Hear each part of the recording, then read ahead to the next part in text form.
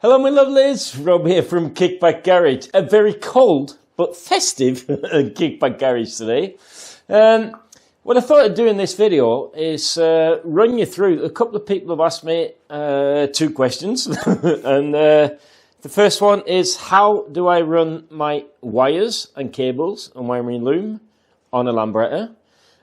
Question number two was, how did I fit the Casa Ducati ignition system on a Series 2, because a couple of people have had problems with that and I have a solution. So without further ado, we'll roll the intro.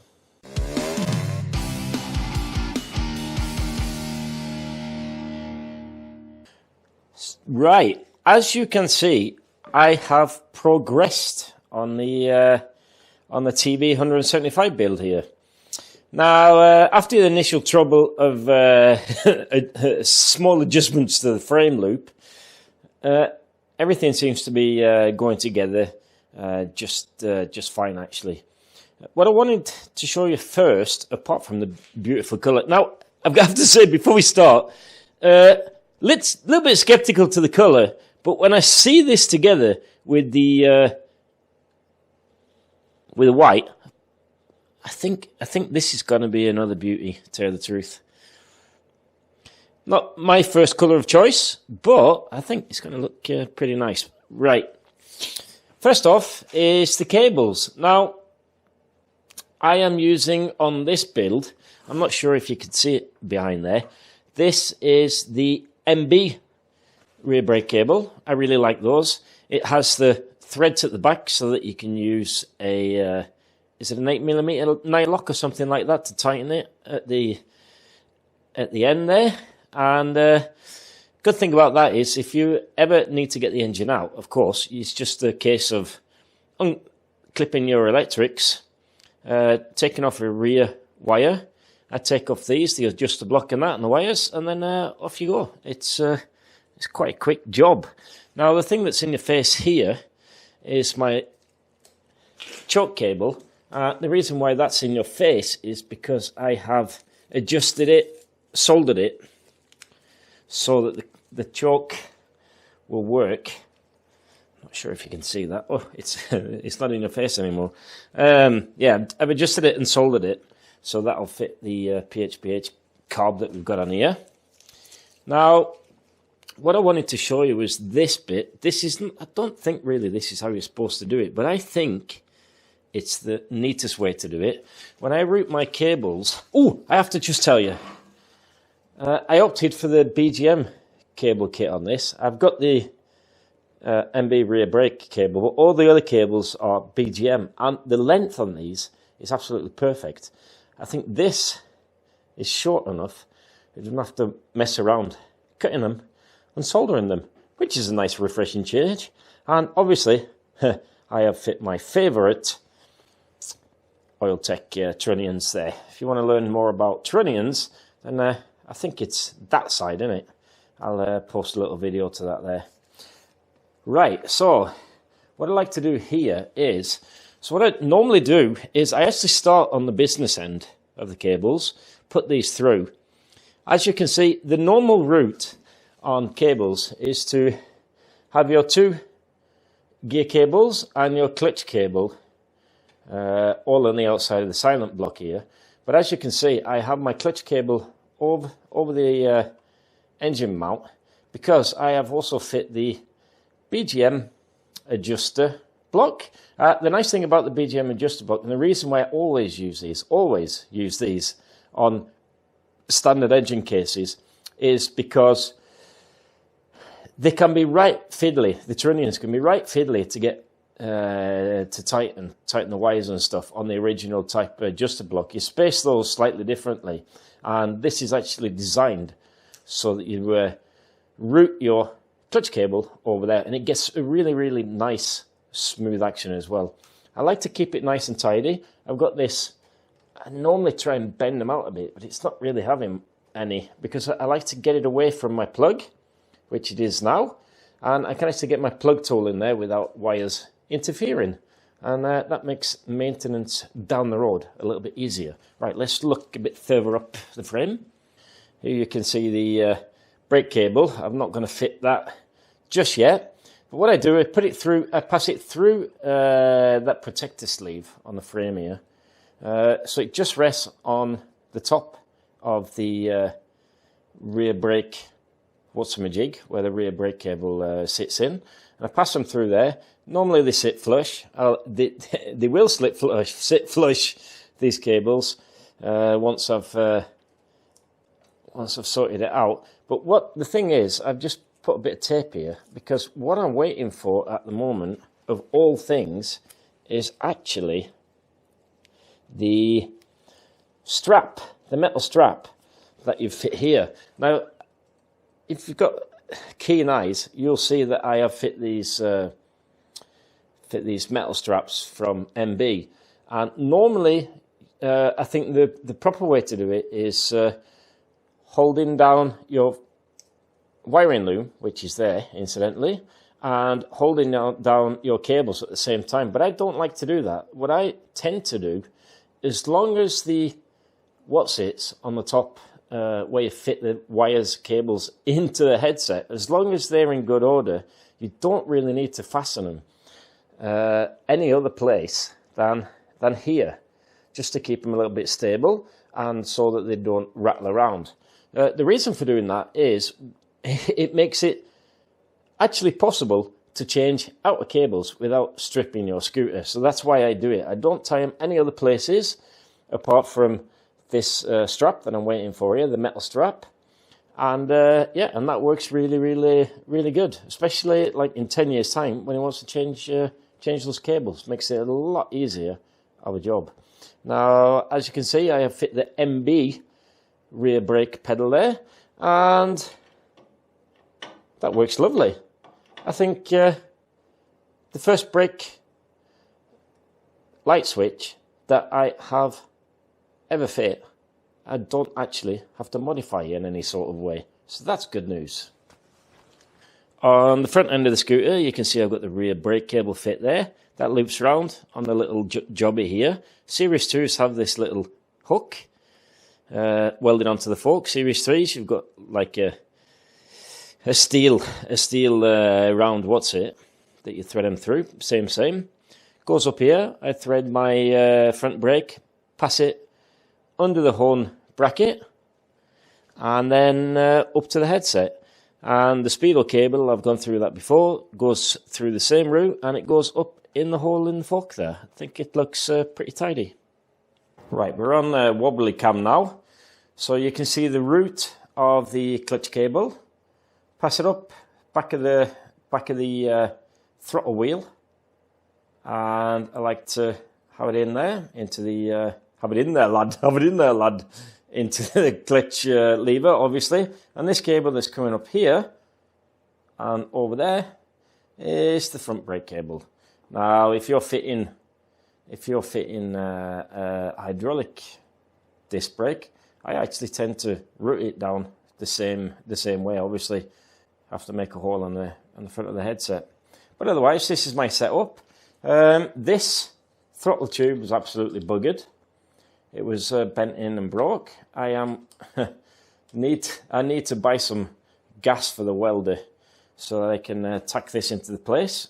It just takes away this tiny little bit of slop. But otherwise, I've fit Casa Performance, not really, I'm lying, Casa Lambretta, olives and spacers and grommets and what's-it, so everything's nice and tight. And the throttle side of things, these two olives that fit here, they're actually the brass items. Let me zoom in. The brass items in there on both sides from MB scooters, which I quite like. And I've also fit the steering lock and ignition key. Good stuff. While we are on... Oh, I've got the hiccups now because of my whiskey. I need some whiskey. I have now moved us over to the side of the scooter, so you can have a look at the how I fit the ignition here. Now, this is the Casa Performance Ducati collaboration ignition. Now, the beauty of this is, I'm not sure if you can see, it is a strange angle on my camera. If I put it there, maybe I can do one of those special zoom in things. But this, it's like a modern plug socket. And I like this very much, because what that means is when you take out the engine, it's actually just a case of removing your earth strap, which is there. I don't like them on the, I think they look a lot tidier on the back there, on the bolt that fits to the wire grommet on the engine case itself, instead of being on the flywheel, which a lot of other people use, is this screw or this screw. I don't know. It's probably up for debate, but I like that. So when you're removing the engine, it's a case of taking off the earth strap and just plugging out that. Job done. That's all the electrics you need to take off. All the electrics on the CDI and the regulator, they're already sorted for you. They come with modern plugs, so you just plug them in. Job done. The only thing to know is it needs a really strong earth connection, actually on the CDI, if I remember rightly. It's a couple of weeks since I've done it, but it's pretty similar to what's that, by the way? Yeah, it's pretty similar to the setup on the vape, apart from the fact that these have got proper quality plugs. Now, the thing that isn't quality about them is I bought a special bracket so that I could fit it in the place we like to tuck it away on Series 2s and 1s. And it looks like this, which all is well and done. Problem being, I'm not sure what they've thought about here, to tell you the truth. Let me stand up because my knees are aching. My knees are aching. So the problem with this is when you fit the CDI, it points in the wrong direction. Now, you could say it should really fit that way, but then you've not got enough room for the CDI itself because it's quite bulky. So it hits the top of the frame. So when I try to fit it that way, then the cables, which are one predetermined length, they don't fit the Series 2. So my solution to that was actually to use the bracket that you see up there, that one. That is a Scooter John bracket. This one is especially made. I love these. I fit these on all the scooters, all my Series 2s at least. It's such a neat way of doing it. The cool thing about that was this was pre-drilled, had loads of extra screws and holes for the SIP vape system, and as you can see here, the Ducati system fit perfectly. I didn't drill any more holes, didn't do anything like that. It just fit straight on there. Just had to use some of the other holes on there. So that was really cool. That worked out pretty good. Another thing I want to show you, obviously, was the wiring loom. I said I was going to do that. Ideally, you can see I've got the frame strap here. Ideally, that frame strap should really be on this extra protection bit on your wiring loom. Now, this wiring loom in particular, first time I've used this one, is a BGM Pro item. And it is a simplified wiring loom.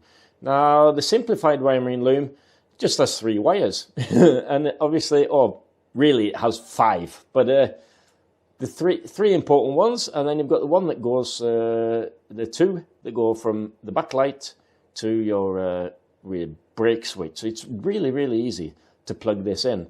And as you can see, I strapped this one, the wiring loom, down with those aluminium, or I think they're stainless steel, these are MB ones, straps. Just to secure it into place. And we'll move a little bit further up the scooter. Let's have a see if you can see. If you can see. Yes, you can. So I use plenty of these. I also normally use a strap to hold the rear throttle cable, but I'm not sure where that's going to sit quite yet because I'm waiting for a 90-degree bend on my carb. So that's really pretty simple. But as you can see, wiring loom secured, and I've done it again there. That strap ideally should be on this, fixing this extra sleeve there. I'll sort that out later on. It'll probably involve me cutting my fingers, and so I just strap down the wiring loom because that's not that often you need to change. unless someone's made a total pig's ear of it. But I don't fasten the cables. Basically because what I said earlier, that it's easier to remove and replace. Ooh, that's something I forgot to show you. Oh, what the hell is... Oh, it's just dirt. I thought I'd scratched it, but I haven't. I haven't scratched it. Two quick things. This is the BGM fiberglass head cowl. I really like these. They are super duper for RT kits. You do not have to make any holes or any cuts or anything like that on the standard RT kit. And if you stroke them, you don't need the plate to space off the cylinder. It looks really neat. They work really well. I like those. And up here you can see I have used, ooh, they're really posh, used these MB Scooters stainless steel fixing straps for the tank. Now the tank, I had a lot of messing around with that, actually trying to get the crap out of it. This is a new item which I bought, reproduction, because the old one was leaking. So not to risk it, I bought a new one. But it's really important, and I've mentioned this a few times, especially on my Facebook page. If you're not on Facebook, then go and give me a follow. I'm on there as well, and Instagram. But the important thing is, when you're using stainless steel fixtures and fasteners and screws and bolts and nuts, it's really important that you put some sort of grease on the threads before you thread them, because they can bind and strip, especially if you screw them really fast. It's true. It's a true fact. What I tend to use is copper slip, or now I've actually bought really fancy stainless steel screw compound for that. Yes, looking good. Right, if I can move some of these. I've got some crap. Get out the way, get out the way. That's actually parts for the BSA. I am changing the bearings and stuff in the front wheel, and I actually got hold of some original foot pegs. They're actually quite expensive, and I actually found some locally in Norway. But anyway, that's something for another time. What I want to do now is, now I'm not sure why, but a lot of people, and it's wobbly cam by the way, if you didn't notice, but a lot of people really struggle with the electrics in a lambretta, and I don't know. I think it's because I'm really thick, but I really don't understand how you can struggle with electrics unless you've got loads and loads of extra duper bits, you know, to fit GPS, that sort of stuff, speedos, SIP speedos, all that sort of stuff. But it is really easy if you use a simplified wiring loom. All that comes out of the wiring loom is, at the front here, is 3 wires. And that is, the first one is the green wire. Now, another thing as well is, which colours do you put together with each other? Now, that's also a thing that I don't understand why people struggle with, because on original adjuster blocks, now, yeah, of course, the colours can vanish, but it's all colour coordinated. So the green goes to the green on the switch. Or normally I have a cutout switch. I don't have a key. I'm not that fancy. But the green, it's good to know, is the cutout switch. So if you have a problem starting, then just pull out the green, because it could mean that it's earthing out some way. So that's always a good place to try. And then you get, where are you? What have you got on here? You got the brown. Now the brown, contrary to belief, the brown is the power. It brings you the power for your lights. So that goes together with the brown here on the switch. And the brown goes down here to your horn down there. That fits in there. And the white that comes off your switch, that also goes to the horn. And that's pretty logical, because when you buy these switches, you've got a big, long white one hanging around, dinging around. That's always to the horn. Orange, I have no idea what orange goes to. but as long as they go together, it doesn't really matter. And then I have this pink one. I'll try and get you under there. You can see it. That I have earthed to the headset. Now on the Series 2, I earth it there to the screw that screws in the headset that holds the adjuster block, this one. But on the Series 3, I stick it on that screw there. Or maybe that one. Or is it this one? Doesn't matter. Make sure that you haven't painted under that surface. Pop that pink in there, and that's your earth. And that's about it. And you've got the black one, obviously, that comes from that also comes from the horn on the brake switch, and that goes into the ignition key. Now, I tend to wire that's how I do it. That's how I wire it up. And here, I'm not sure if I'm in the right place because, as I mentioned, I have got no fancy colours on my headlight bulb connector. So one of these is main and one of them is dip. And what I do, I tend to leave it open like this. And once I fit the carb, well, first off, what I'm going to do is fit that metal strap that hold the cables. I'll fit the carb, throw in some petrol, see if I can fire it up. Always a moment of anticipation there. Definitely going to film that one. And then what I do is have a look and see if the lights are working. And then I put it on what I think is natural, really, is I would say like sort of that is your main headlight. And that one down is your dip. That's how I like to wire them. And I have a look at the light bulb itself. And if it's the opposite way around, I just swap them over. And obviously, you've got the connections that go to the light bulb in the Speedo. And that's it. No troubles. No troubles, man. Really, I think a lot of people overthink this stuff. It's 3 wires, for Christ's sake. And obviously, I have to do loads of shit before I start filming. So, my lovelies, that is the conclusion to this video.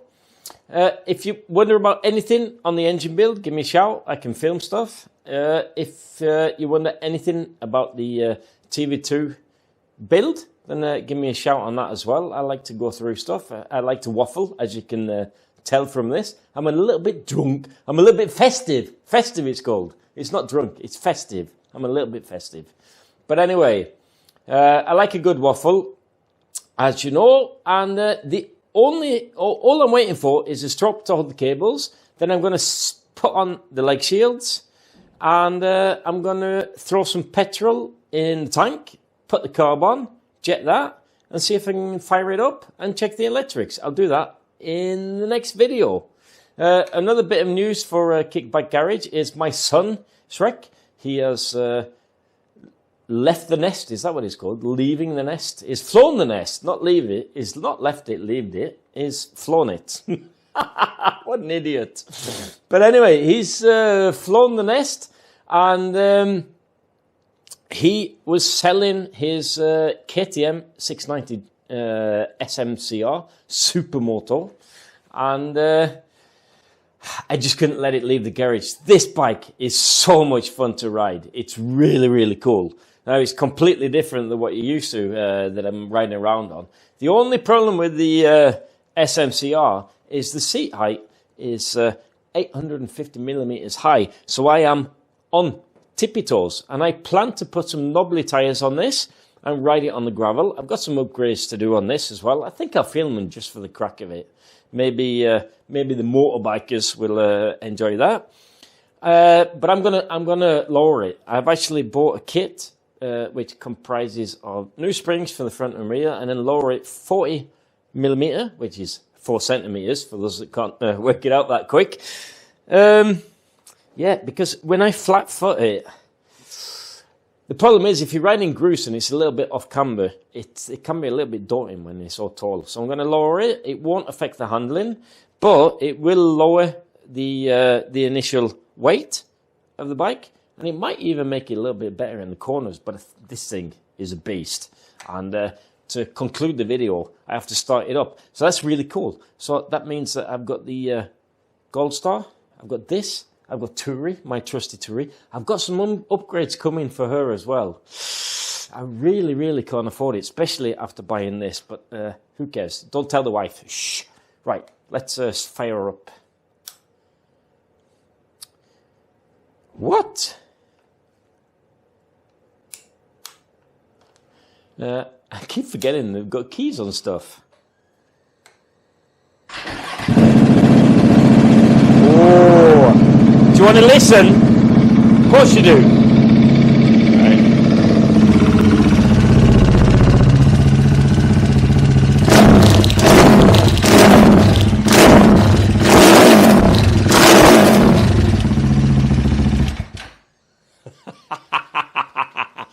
It's going to be a fun spring. So on that note, I'd like to say thank you everybody who comments on my videos. Thank you for the likes. Thanks for the thumbs up. If you don't do that, do the old subscribe and the thumbs up. Don't forget, follow me on Instagram and Facebook. And I'll see you all in the new year. Merry Christmas. Happy New Year. Ta-ra.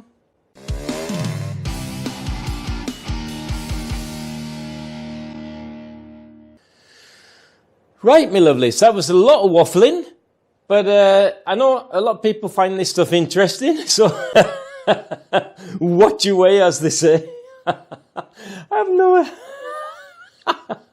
Mad as a box of frogs.